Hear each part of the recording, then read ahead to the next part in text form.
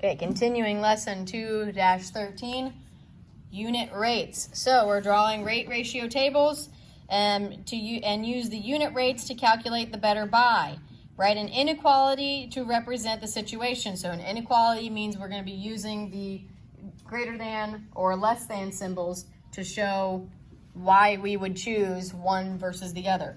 So number 1 says, are bright bulbs at 4 for $2.48 or beautiful bulbs at 6 for $3.54 a better buy? So we know how much it costs for 4 bulbs of this brand, and we know how much it costs for 6 bulbs of this brand. Now, what does a unit rate tell us to look for? What does a unit rate have to have on one of the comparisons? Izzy? A 1. So if I know that I have 4 for this much, I need to get this down to know how much is for 1 bulb. So we need to draw a table.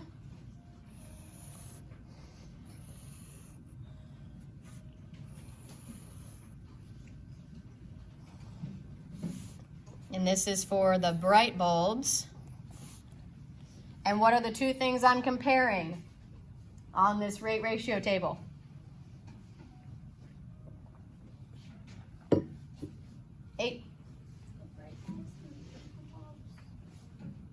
Not on this table. I have to make 2 tables. I have to compare for both brands the prices and what? What am I comparing that to? Yes, so how many we get for that amount. So we would put the number of bulbs compared to the money we spend.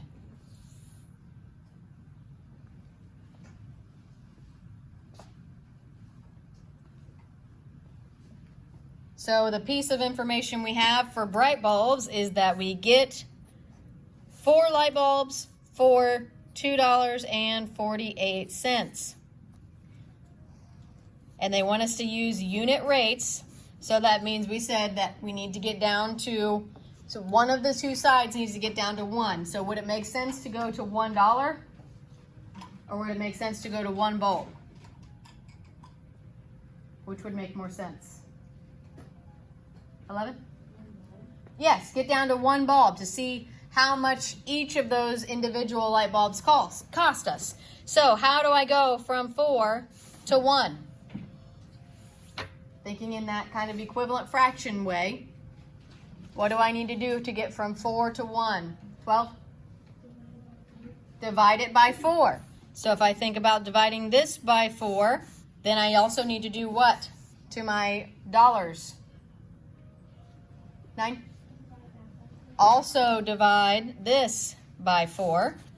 So if we do our $2.48 divided by 4,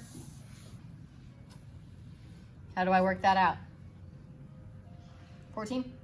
Don't you bring your decimal up to the line? Yep, bring my decimals straight up. And then I just work it like a normal division problem, right? 4 into 2. Can't do that. So 4 into 24. How many times? 2? 6. And that gives me exactly 24. So subtract that. Bring down my 8. 4 into 8. Everyone? 2 times. 2 times. So 1 bulb from the Bright Bulbs brand costs me 62 cents. Now we need to do the same thing with the beautiful bulbs to figure out how much it costs for one of those. But this time we have 6 for $3.54. So we build our table again. And what are we comparing? What are we comparing again?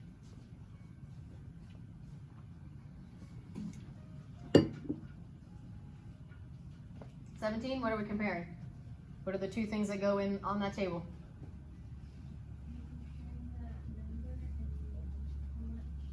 Exactly right. We're comparing how many come in that pack and how much it costs us.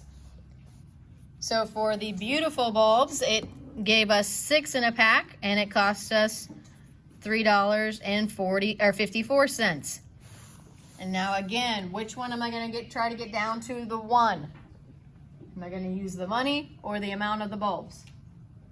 Well, the bulbs again. So how do I go from 6 to 1? 13? Divide it by 6. If I divide this by 6, then I also need to divide this by 6. So again, I'll do my division.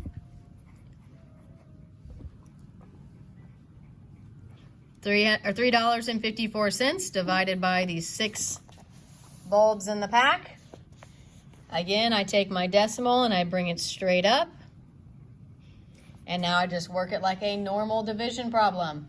6 into 3. Can't do that. So 6 into 35.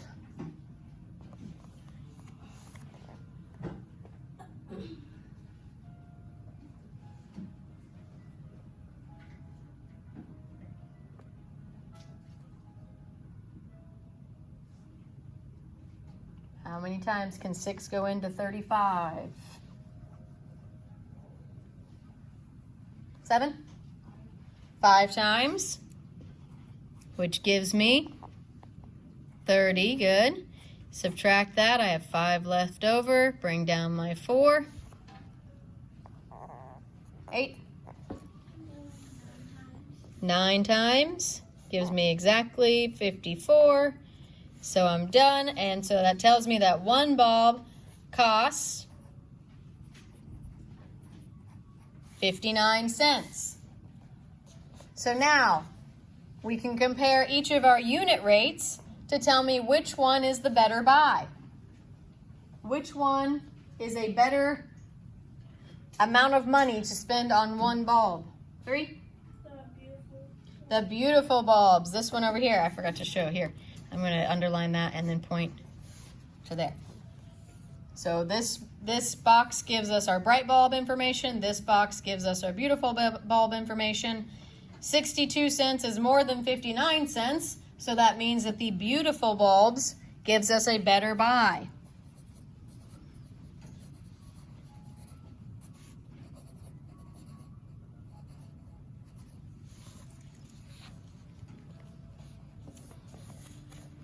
Now, when it says to write the inequality, that's where we're using this unit rate to compare those two.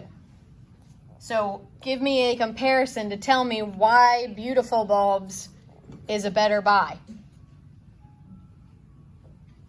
So remember, using either less than or greater than with those two prices to tell me why we think that this is the better buy. 9? You think it's a better buy because in like the pack what you get more for less amount of money. Right. When we're talking about a better buy, that means we want to spend less, right? We don't want to spend more, that's wasting our money. So we want to spend the lesser amount, which is the beautiful bulbs. So we need to put that into a number sentence comparing these two prices using either greater than or less than. 12?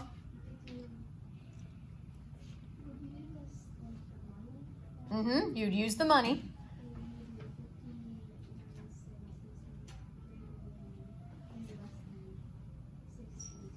Very good. Yes, we would do 59 cents is less than 62 cents.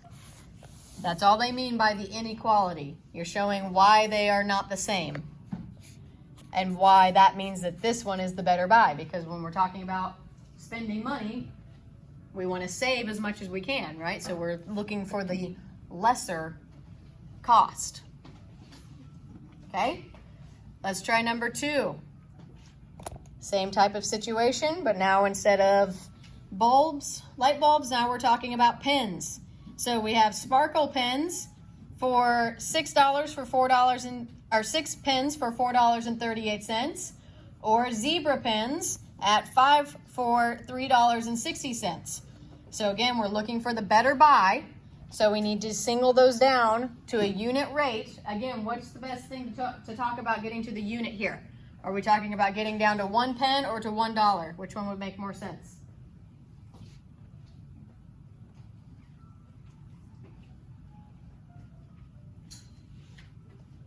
Which one would make more sense to get down to?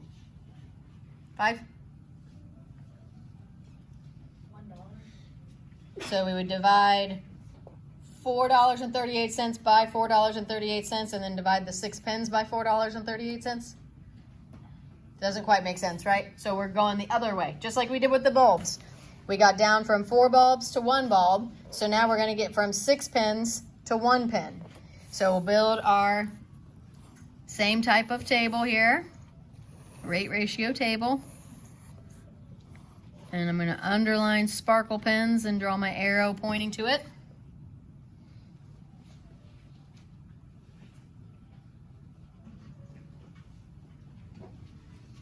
And what are the 2 things I'm comparing here? 8.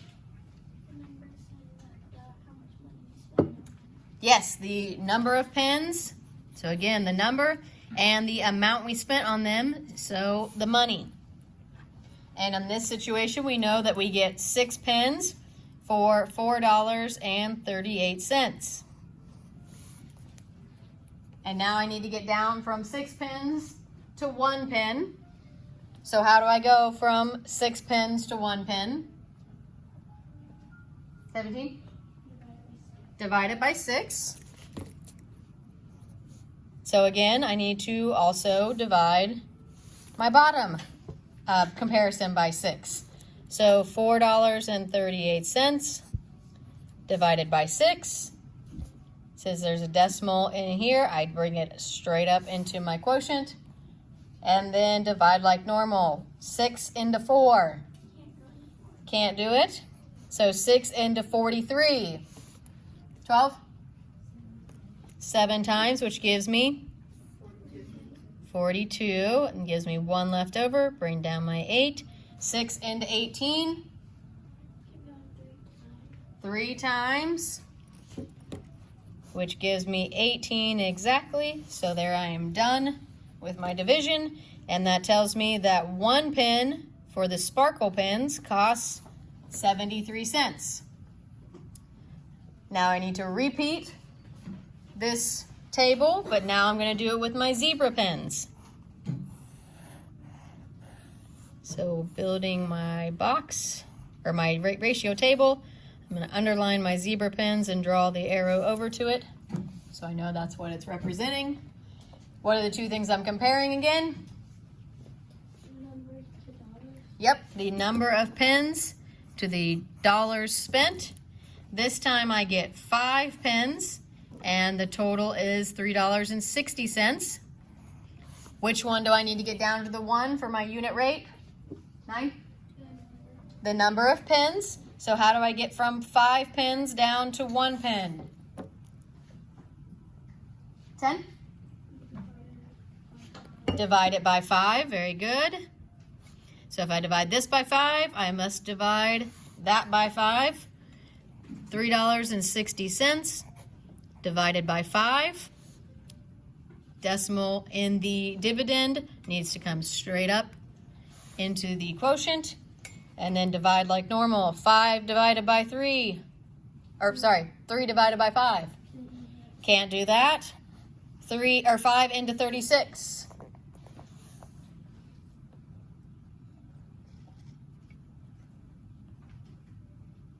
$17? 7 times, which gives me 35. Subtract that, I get 1 left over. Bring down my 0. 5 into 10, everyone?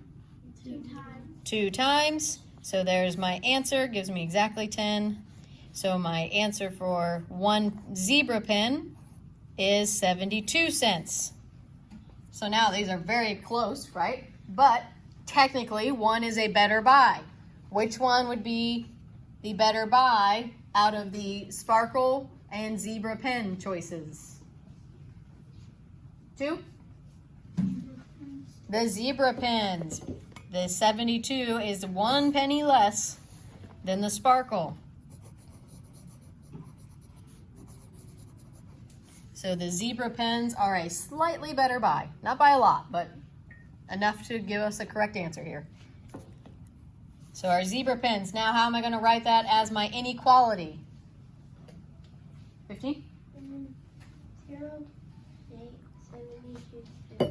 is less than 73 cents. Very good. 72 cents is less than 73 cents. Oh gosh. Or I could flip that around and I could put 73 cents is greater than 72 cents.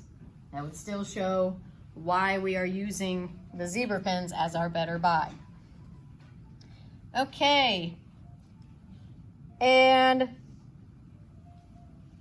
that's basically what we would do for the next two also.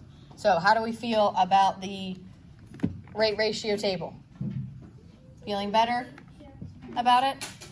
Thinking in those equivalent fractions, thinking about whatever I do to this one, I have to also do to the other one. And then if we're using the unit rates, that means one of them has to get down to a 1. So that's going to be the trickiest thing, is where you have to figure out which one makes sense to get down to a 1. So like if we look down at number 4 here. The hybrid car went 322 miles on 7 gallons. The diesel fuel car went 270 miles on 6 gallons. Which car got the better gas mileage? So which one of those would make sense to get down to a 1? Would I be getting the miles down to 1 mile or the gallons down to 1 gallon?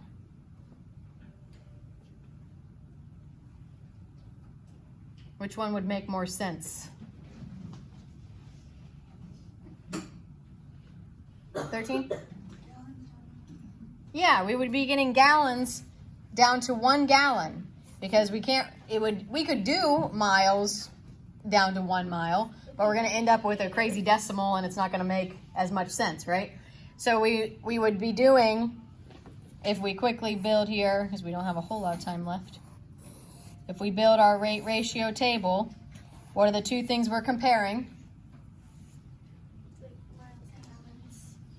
Gas to the miles, so gallons to the miles.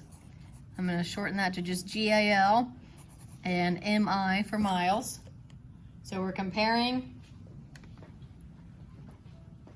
the gallons and the miles that we went. So we know that on the hybrid car, so this one is for our hybrid car. So we used 7 gallons and we went 322 miles. And now, as we said, which one makes more sense to get down to 1 for our unit? 9? The gallons. So how do I go from 7 gallons down to 1 gallon? 12? Divide it by 7. So if I divide this by 7, I have to divide this by 7. So 322 divided by 7. 7 into 3. Can't do it. 7 into 32. 4, which gives me what? 28. Can't do 2 minus 8, so I need to borrow. That becomes a 2. This becomes 12. 12 minus 8 gives me 4. 2 minus 2 is nothing. Then bring this 2 down. 7 into 42. 13? 6 times exactly, right? Gives me exactly 42. So 1 gallon gets me 46 miles for the hybrid car. Now we repeat with the diesel fuel car.